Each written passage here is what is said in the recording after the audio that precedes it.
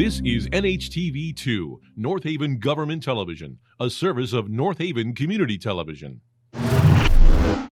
The following program is brought to you through the support of the Town of North Haven. Good evening. I'd like to call the Board of Fire Commission meeting for Tuesday, January 25th, 2022 to order. I'll ask everyone to please stand for the Pledge of Allegiance. I pledge allegiance to the flag of the United States of America and to the republic for which it stands, one nation, under God, indivisible, with liberty and justice for all. Thank you.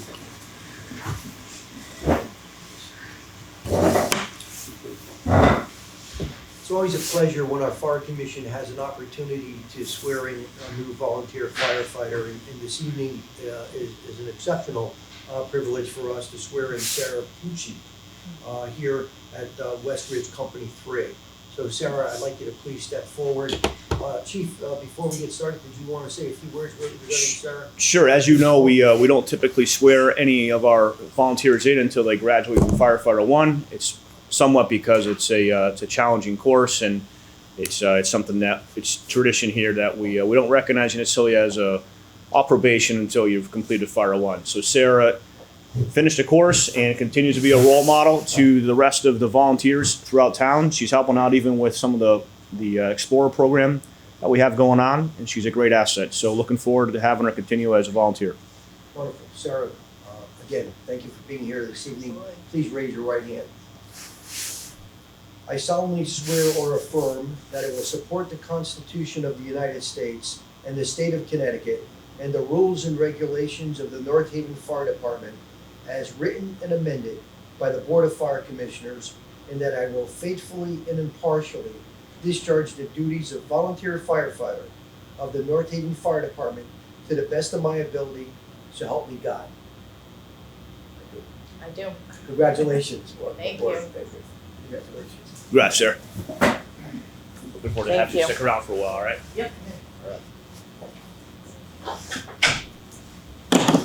Congratulations. Congratulations. Thank you.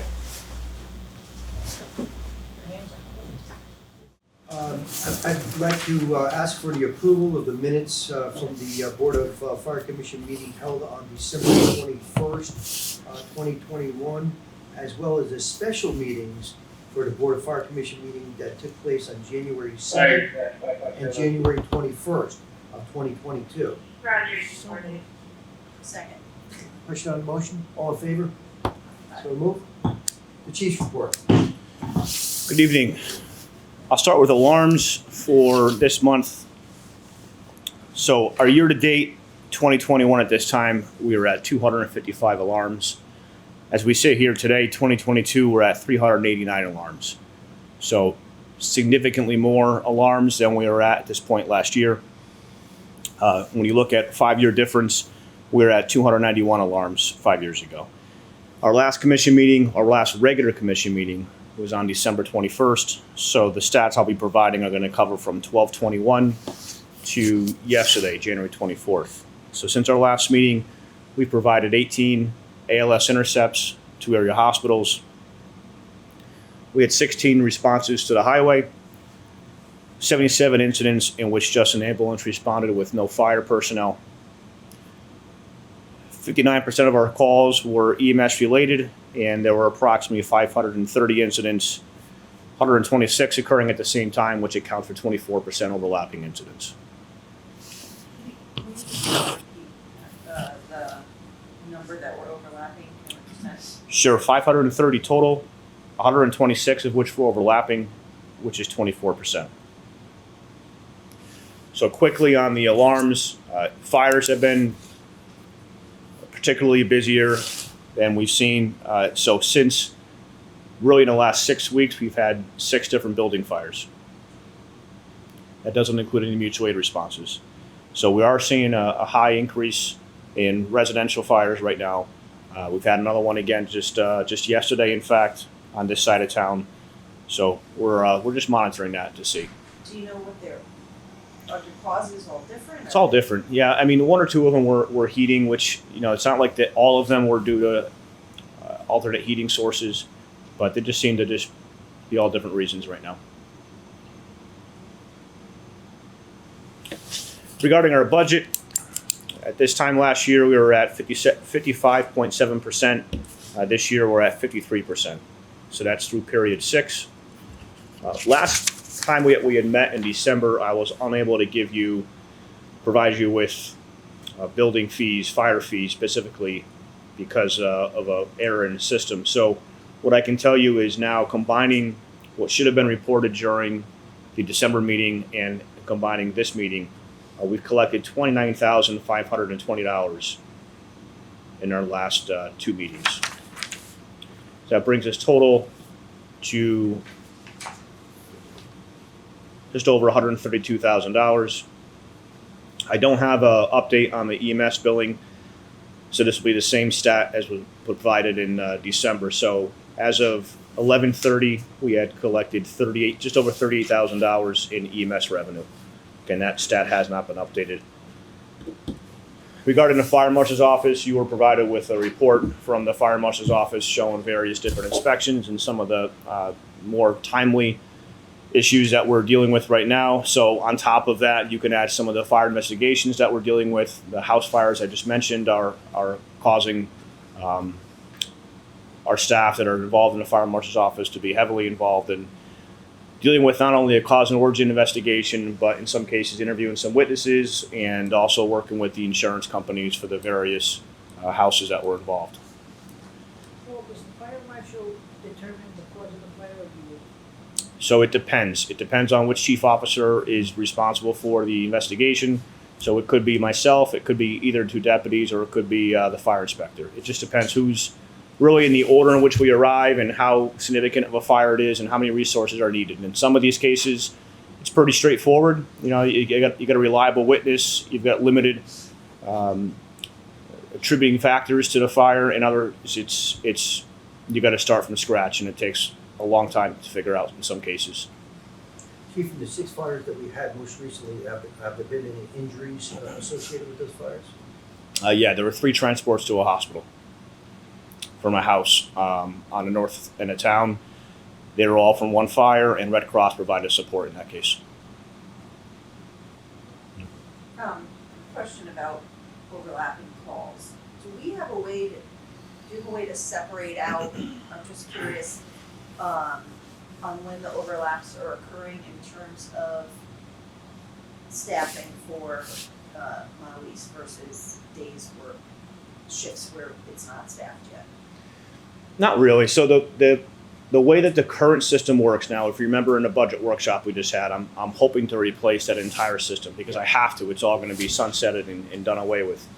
The way that it provides for us right now is literally I have to put in a request for overlapping report. It shows me every incident over the course of, since our last meeting, whatever date parameters I put in, and I have to then go back and check every date against a day that Engine 9 was or wasn't staffed.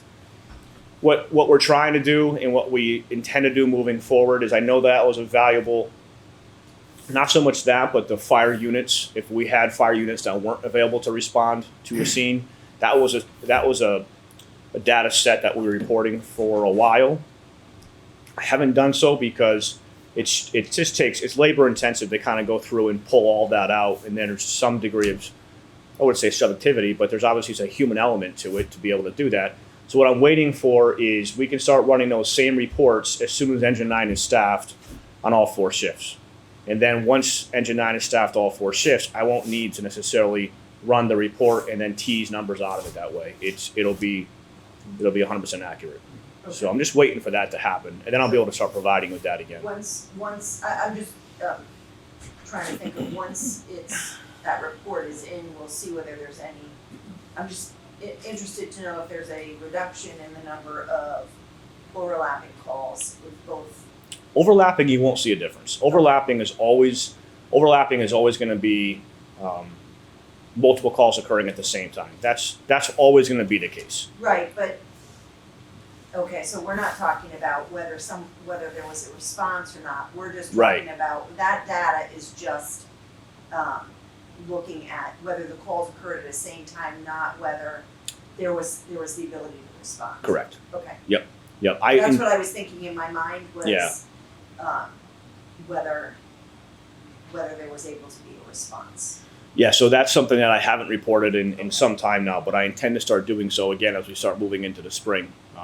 So, moving forward quickly, and because this will kind of help with this as well, is we did hire 2 recruits. One is already a firefighter, and one is a new volunteer. So we'll be starting one sometime in February, and then we'll be starting the other one in the academy, which will start in February 1st. The academy is supposed to be virtual for the first few weeks because of the COVID concerns that are still taking place. This happened with the most recent recruit class as well. So not a big concern there. The candidate will remain in town and logging online through asynchronous learning to complete a lot of the didactic portion of the curriculum he has to complete. So in terms of the graduation date is still supposed to be roughly the 3rd week of May. Again, that may change a little bit, but our targeted go live date for Engine 9 for all 4 shifts, for the last shift, which would be all 4 shifts, I'm targeting May 28th. That's going to depend a little bit on if that graduation class, in fact, graduates on time or not. So somewhere right around there, the earliest May 28th, it may get pushed out a few days to June. So once that happens, I will then be able to start running those reports again to determine if we're in fact missing calls.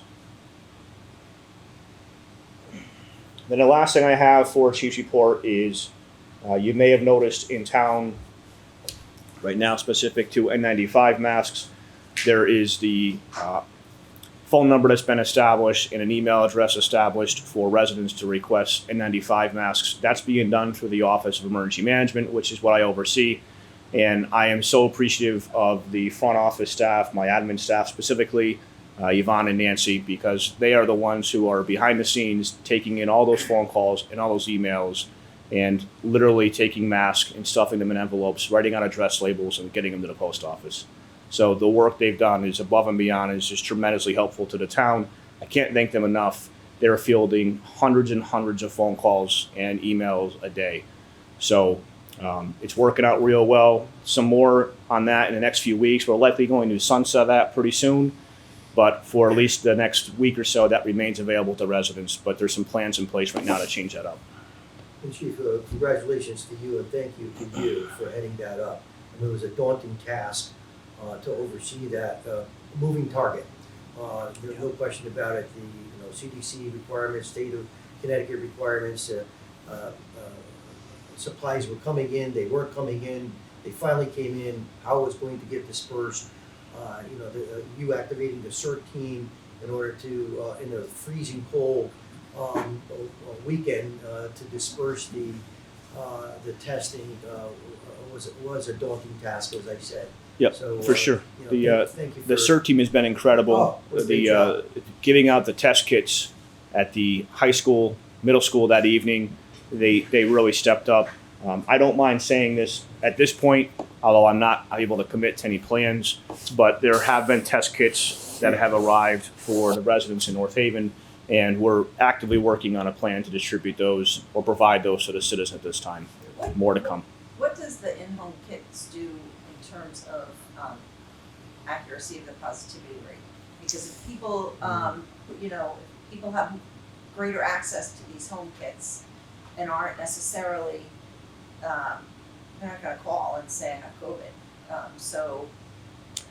Yeah, there were some state epidemiologists that were concerned about just that, about the reporting aspect of COVID positivity within the community being skewed because of that. And there are a couple different variety of tests out there that are widely available purchased and that are also being provided through the state. So I think it depends on which brand, but I think nonetheless it is helping. It is able to at least allow People not to expose people each to other. know. I'm not saying it's not a good idea. I'm just curious as to, if people are testing, if they can get their hands on kits, which they couldn't, a month ago as well. Is some of the positivity reduction just because we don't know. Yeah, there may be. I know there's a lot of differing stories on there right now about that. So the idea being is that we've secured a large purchase of test kits, particularly Mike Frieda did, and we're working on a plan now to how to distribute those. So definitely more to come. By the time our next meeting is here, it'll be long gone, but certainly in the next week or two, you'll hear more about it. Yeah, I think one way or another it gives a family peace of mind. If and right now it's sore throats and headaches and coughs and tiredness. I think to take a home test, if you will, gives them some peace of mind to know that if they need to hunker down for 5 days and until the symptoms subside, it'll be a good thing for them. Yeah, I'm not disputing the home tests aren't a good thing in terms of helping, people to know whether they should be going out or not. It's just, I know reporting. multiple people who tested positive, and I'm sure they're not in the positivity rate. Right. So I'm just curious, because we keep hearing that the rates went down, and I just question whether Yeah. they're as accurate as we think they are. Probably as accurate as it could be Yeah. at this point. But anyway, Chief, thank you for That's all I doing have. that. You have a balancing act between being the fire chief and emergency management. And I don't think there was anyone in this town that ever thought that the role for emergency management would be as busy as it is at this time. Certainly we know and have known it's an important part of your role and responsibilities, but the amount of time that you spend on emergency management and orchestrating and coordinating the distribution and communication between the state and local government, it just takes a lot of your time, and thanks to our deputies for stepping in. I was just going to say that. The Yeah, reason absolutely. I'm able to do that is because we have two deputies that I'm Absolutely. able to shift a large portion of the fire department onto when times like this. And so without two deputy chiefs, this wouldn't be happening. Absolutely. Any other comments, Chief? That's it for a chief's report. Yep. Any comments regarding the chief's report? Hearing none, I'll ask, any commissioners receive any correspondence? Chief? I just have one that was sent to the fire commission. I'll briefly just say it relates to what we just talked about. It's a resident at 520 Pool Road who thanks us for the distribution of an N95 mask to our residents. People are beginning to figure out that the masks are being provided through the fire department because of the return address that we have to put on the envelope. Yeah, very good. And I didn't get a written correspondence, but I did have a conversation with someone who lives in Annalise. And there was a medical emergency at her house, and she commented on how quickly the fire department got to her. She said she was, and it was something with her child, so, it's a panic situation for a parent. And she commented how quickly the fire department got there, and I guess we got there faster than Nelson, so she just said she thought about, fire commission. The engine serving the community of Montauk is making such an impact on times. This most recent workshop, I didn't get into it. The workshop before that I had, and I didn't think I needed to again, all over again. Because again, it's timely to pull all that out because you have to start looking at specific calendar days. It's just not a simple report you can run. But nothing's changed, certainly since the year prior when we ran it. In fact, it's just doubled. So it's just tremendous the amount of time that we're able to cut off in terms of our response for medicals and fires. Unfortunately, a fire that occurred yesterday right around the corner here on Moulthorpe, Engine 9, that was one of the days, and Engine 9 is not in service. Again, out of 4 days, Engine 9 is not in service one of the 4 days. Yesterday, Engine 9 was not in service, and a fire right around the corner here in Moulthorpe did not have Engine 9 available to respond. Fortunately, Engine 1 was clearing a call, and they were right on Orient, and when the call was coming in, they were able to look up in the sky and see the column of smoke. So just another example of the fact that when we arrive on scene, we make a difference. And in that particular case, we arrived on scene and kept that fire from spreading throughout the entire house and up into the attic. And you can sure find pictures online and so forth. And that fire had a pretty good head start on us. Had we responded from headquarters, that fire would have been a lot worse. And Chief, Engine 9 is the engine that was damaged in the highway accident, correct? Correct. Where do we stand with that at this point? So engine 9 is still operational right now. It's safe to operate. It's been assessed by a mechanic. It's safe to operate. We have trouble opening one of the doors, but all the lights are functional. Everything it's safe to drive.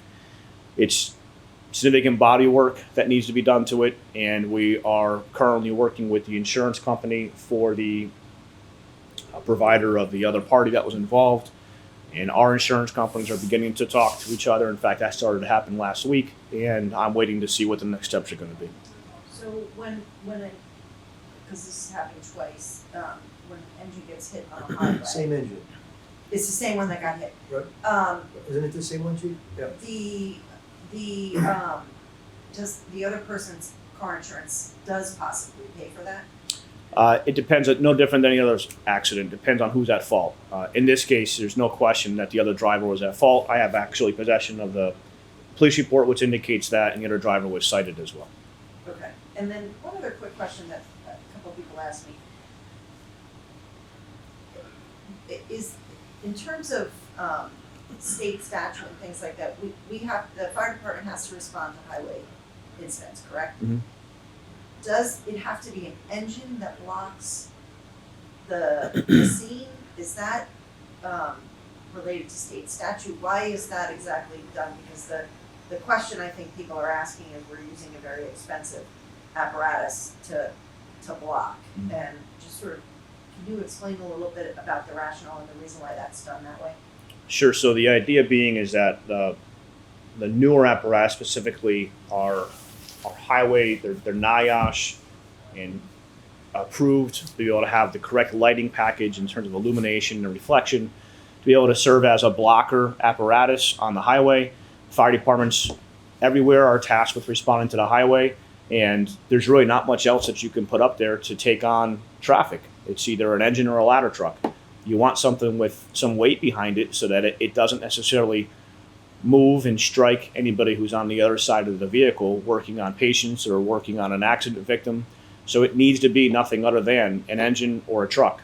In some cases, you'll see the ladder truck up there, and that's our most expensive apparatus. You'll see that in every single town in the United States of America. Everywhere. I'm not questioning what, Yeah. I just know that people have asked me and I'm just, it's helpful to know Yep. exactly, why that's done and why. Yeah, no, of Yeah. course, just Yeah. it's not something that's unique to North Haven. It's Right. it's everywhere. Right. Now, what happens is if we're up there for a long time, what I mean by a long time is most highway calls, we're committed to the highway for at least 30 to 45 minutes. Just the state police is not always there when we get there. In fact, most of the time they're not always there. And so we need to arrive on scene and get the scene stabilized, start treating the patients, start stabilizing the vehicles, take care of any hazards, work on the traffic to make the highway safe or shut the highway down altogether. Sometimes we're looking for occupants in the woods or occupants who are fleeing or any number of things. Wait for the state police to get there, give them a scene report, let them know who's been accounted for, who hasn't, which hospital was used so that they can start following people. It's a long process. It's at least 30 to 40 minutes when we arrive on scene of an accident. In some cases, the accidents aren't where they say they are. They're in New Haven or they're in Wallingford. So it's a faster response because as long as we know New Haven or Wallingford are on scene, we can clear pretty fast, knowing that somebody is there. But we're on scene for quite some time, and the idea being is that we have to put an apparatus or two in place. Sometimes I put two apparatus. There's a couple of places on our highways where you come over the crest of a hill, and if the accident is right there, we're staging apparatus in some cases a half mile back just to start giving that warning. We will stay on scene like that to protect EMS, state police, our providers. But what happens eventually is if we're up there for a long time, then the state DOT will respond with trucks and they'll start taking a position on the highway to block. But I don't know how many of those trucks there are, but they take a long time to get to our highway. Okay. And if someone has a call, calls 911 and says there's an accident, but there's no injuries, does the fire department still respond, or that's just state police? Yeah, typically that's just state police. Okay. Yeah, it just depends on how the call comes in, how it comes in and how it's described. If somebody calls and says there's an accident, I don't know if it's injured, but the car's upside down in the woods, you can Right. usually tend to believe there's going to be injuries, and so the state police will start. But it's hit or miss. It's a dangerous situation no matter what. Yeah. That's for sure. and even with those blocking vehicles, people need to slow down when they see emergency vehicles on the highway or even in town. And we've all seen this. Our apparatus are on Washington Avenue, and cars are zooming by, not paying any attention to the emergency. So, please, residents and visitors, if you see our apparatus out on a scene, please slow down, pull over. If they're coming down with the sirens and lights on, pull over to the side of the road.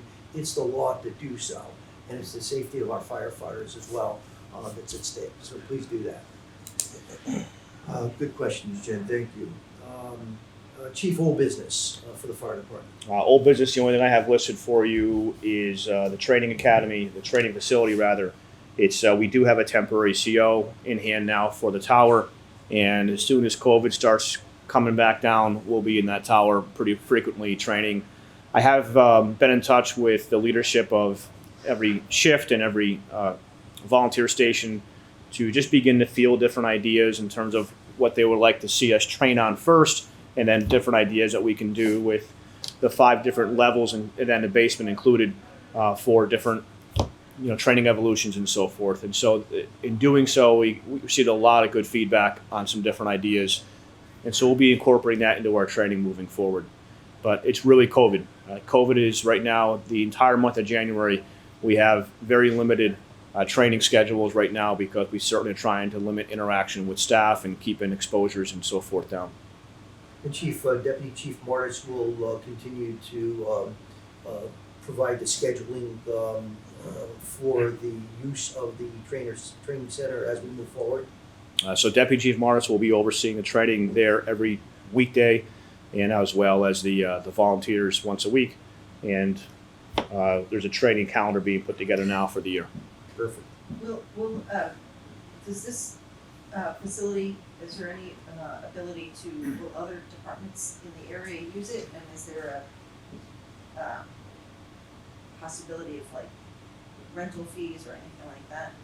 Potentially, what typically happens in the facilities that we've used even around us is there's not a fee for us to use Wallingford or us to use New Haven. It's just logistically it's difficult to get staff there. We've got to literally take apparatus out of service and staff out of service, and we can't do it very often. We can only do it maybe once a year, and that's not conducive to muscle memory and any kind of routine training schedule.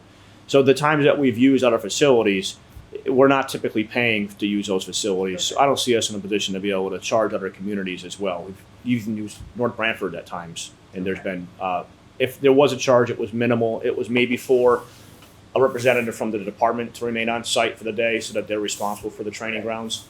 But we're not going to be able to start charging for the use.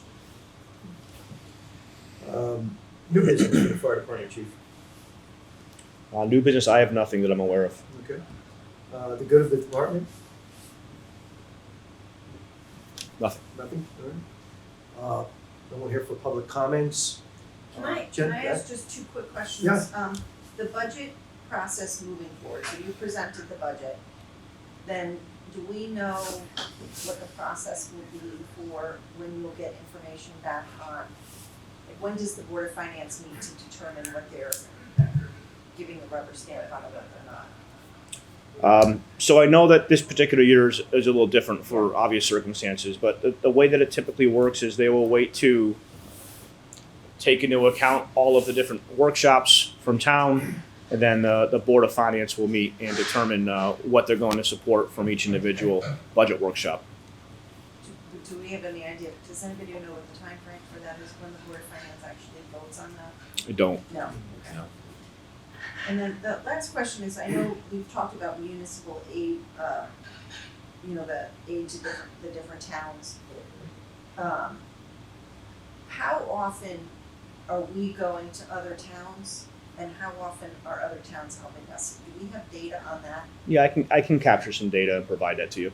Okay. Chief, while bringing up the workshop, thank you for that presentation. It was concise, it was complete, it was very detailed. I think the Board of Finance members understood completely what the needs of the department are for this coming up fiscal year. Certainly our commission was and is totally supportive of of the budget that was presented with the capital needs as well. Um, and and I'm sorry I had to leave early. I had to run off to work. I didn't realize that the questioning was going to take us longer. Actually, we were late in starting. So, I absolutely believe that the Board of Finance understood more clearly, I think, this year, even though, in the past, you've given very lengthy presentations. There was, I think, a spirited discussion regarding our needs, and that was very clear and understood. And hopefully, it will result in a positive action on their behalf for us. So, and Jen, you know how it goes. They'll fine tune and tweak and come back with a number, and then obviously we go to the town meeting and a discussion at the high school, and where residents are going to be able to voice their opinion as to the budget. So, and then referendum. So, but thank you for that. I know it took a lot of time and preparation to pull all of those numbers together. So thank you for that. I'll entertain a motion to move into executive session. Second. All in favor? So moved. I'd like to reconvene the Board of Fire Commission meeting for January 25th, 2022. I'd like to wish everyone a happy, healthy new year. I should have done that at the beginning of our meeting. I'd like to thank our fire commissioners for the time and effort that they spent this last year and the coming year. I appreciate all the spirited discussion and the comments and the time that each of them provide for our fire commission. The next regularly scheduled Board of Fire Commission meeting will be Tuesday, February 22nd at 6 p.m. here at the Montagues Company 2 Community Center, 282 Quinnipiac Avenue. I'll entertain a motion to adjourn. Do I hear a second? Second. All in favor? This meeting's adjourned. Thank you very much. Appreciate it. The preceding program is brought to you in part through a grant from the town of North Haven.